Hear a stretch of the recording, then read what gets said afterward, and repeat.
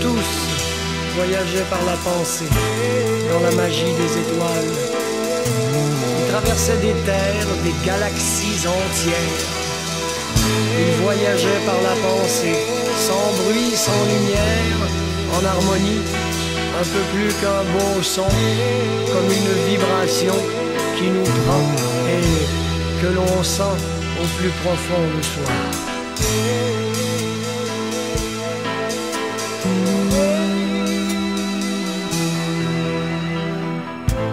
Ils se voyaient au bout des doigts des systèmes solaires, des planètes, jusqu'au bout des doigts et tout partout autour de lui. On disait qu'il était nigo parce qu'il ne parlait que d'espace. Le système solaire s'étant logé dans nos cellules, il nous racontait des voyages qu'il avait fait sur d'autres terres, en voyageant des atomes microcosmiques. Il disait que près d'un village avait rencontré une femme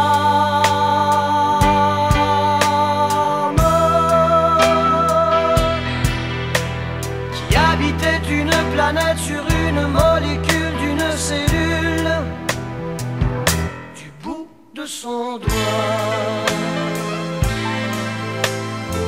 C'est en chantant un soir de fête qu'il a disparu. Celle qui l'a vu partir fut internée dans un asile, car elle aussi, elle se voyait au bout des doigts des systèmes solaires, des planètes, jusqu'au bout des doigts et tout partout et autour d'elle. Comme elle ne pouvait pas partir, ne pouvait plus changer d'espace, ne pouvait même plus se promener sur sa planète Terre, n'avait jamais fait de voyage, ne verra jamais d'autre terre.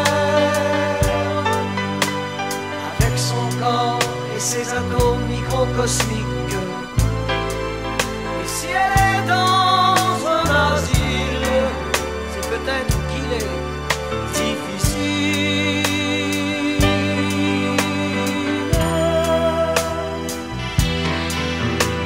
de pouvoir s'en aller pour habiter une planète d'une cellule du bout de son doigt.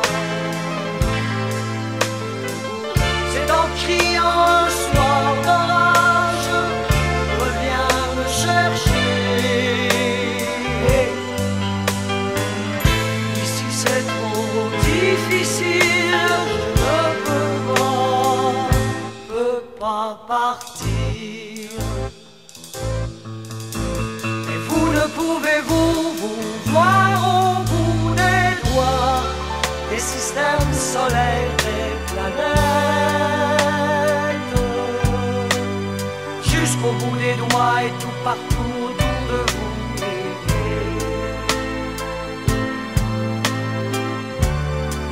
Pour vous parler un peu d'espace, le système solaire s'étant logé dans nos cellules.